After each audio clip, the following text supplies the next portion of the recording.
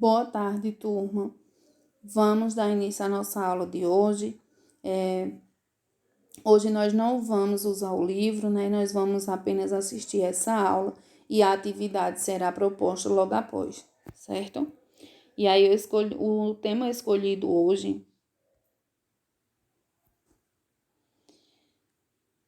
foi o tema desenhos, certo? Desenhos de observação.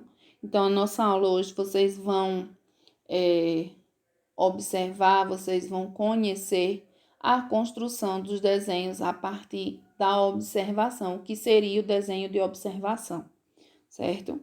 Então, quais são os aspectos a ter em conta nesse tema, desenhos de observação? São esses principais aspectos: o enquadramento no papel, a linha do horizonte, pontos de fuga, luz e sombra, textura, verticalidade, proporção, traço, mão livre, ou seja, profundidade e caráter de croquis, certo? Então, nós vamos ver cada tópico desse detalhadamente no decorrer da nossa aula. O que seria o enquadramento no papel? O tamanho do desenho em relação ao papel deve ser apropriado. Escolhe o formato paisagem ou retrato que melhor se ajuste ao modelo a ser desenhado, na vertical ou na horizontal. E aí a centralização do desenho no papel também é muito importante. Então, observe, sempre, se vocês já perceberam, sempre nas atividades de caderno de desenhos, nós professores pedimos para que vocês façam a margem do caderno, certo? Por quê? Porque a partir dessa margem nós vamos elaborar algo dentro dessa margem, se enquadrar nesse espaço, né? Então, nós vamos enquadrar o desenho dentro desse espaço. Não vai ficar um desenho solto, feito como qualquer coisa. E aí, como vocês podem observar, fica algo mais organizado, né? E além de organizado, nós estamos seguindo um padrão. E o que seria a linha do horizonte? Todo desenho ele deve ter uma linha do horizonte pensada ou aparente, certo? A linha do horizonte ela define o ponto de vista do observador, ou seja, a altura dos olhos, o que está à altura dos seus olhos ao observar um objeto. Se você colocar um objeto em cima da mesa, você observar, você tenta identificar a linha do horizonte por partes, né? Do ponto de vista de onde você está observando. Então, quais são os elementos contidos ali e aí você vai definir a partir do seu ponto de vista, a partir da altura dos seus olhos. Então, se você está vendo de cima, se você está vendo de lado, se você está vendo à frente. E o ponto de fuga é o desenho em perspectiva. Ele pode ter um ponto, dois ou três, sendo um vertical, ou múltiplos pontos. Esses pontos eles devem estar localizados na linha do horizonte na grande maioria das vezes, certo? Então, esses pontos eles são muito importantes também, porque nós conseguimos nos orientar a partir de onde e de quando, como começar um desenho, certo? E aí nós temos uma outra etapa também, que é a luz e sombra.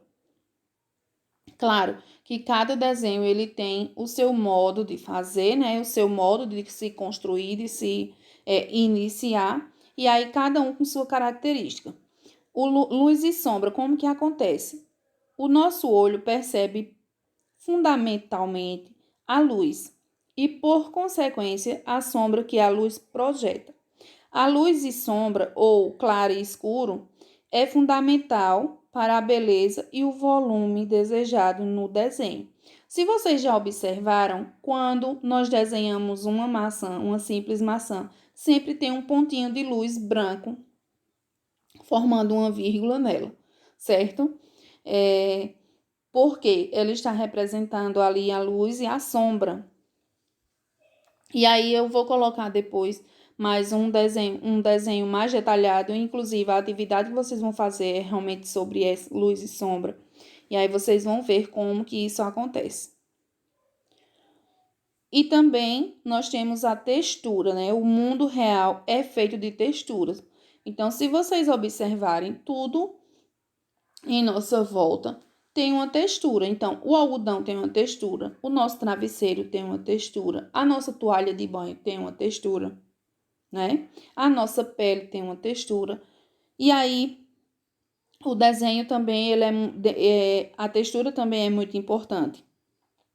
O desenho, o lápis exige um tratamento gráfico de superfícies e plano. A textura ela deve ser trabalhada para tornar o desenho mais real e pode realçar a perspectiva, certo?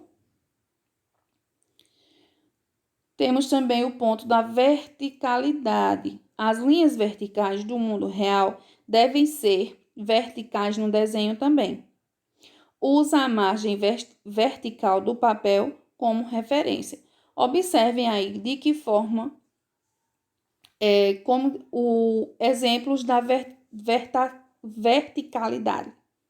Então, da mesma forma que é o desenho, ele também é representado no papel. Então, de acordo com o que você vê, você também vai representar. Então, como vocês podem ver nesse desenho, é o desenho de um prédio, né? Então, como é que vocês vão colocar esse desenho na horizontal, né? Não tem como vocês colocarem na horizontal, ele vai perder a sua real projeção. E nós temos também o tema proporção, que são os aspectos essenciais no desenho. Saber observar as proporções daquilo que se desenha, respeitando, logicamente, a ilusão da profundidade, que faz com que os objetos mais afastados pareçam menores do que os que estão mais perto. Ou seja, eu tento trazer no meu desenho para mais perto possível da realidade, certo? E o traço mão livre. Desenho de observação que deve ser sempre à mão livre. A qualidade do traço à mão livre só irá melhorar com a prática, como qualquer outra coisa na nossa vida. Ou seja, o que eu mais escuto nas nossas aulas de artes, e principalmente quando é desenho, é eu não sei desenhar. Lógico que se nós não colocarmos em prática, nós não vamos conseguir desenhar. Então, o desenho por observação, ele vai fazer com que você desenvolva habilidades, né, motoras, que vai facilitar essa forma de você desenhar. Então, se você não desenha, você nunca desenhou, ou você não tentar, você não vai conseguir. Mas se você sempre está colocando em prática, observando, desenhando aquilo que você observa que as coisas têm volume, que as coisas têm sombra, tem cor, tem luz. Então, você tem que tentar trazer o mais real possível para o papel. E aí nós temos também a profundidade.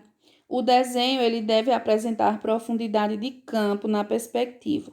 Pontos de fuga, textura, luz e sombra são formas de se obter profundidade no desenho. Ou seja, nós utilizamos outros aspectos que eu já falei para esse tema, né? A profundidade, para esse tipo de desenho. Então, você vai trazer a luz, você vai trazer a sombra, para que o seu desenho se torne quanto mais real possível.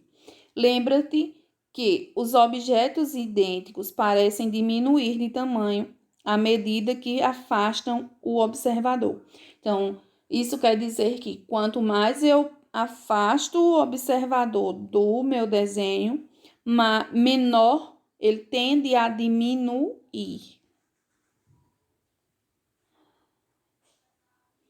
E aí as nossas atividades vão ser colocadas lá no grupo, tá certo?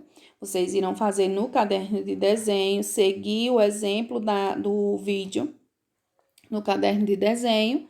E na próxima aula, que será na próxima sexta-feira, vocês vão ter o final de semana para mandar e fazer essa atividade, tá certo?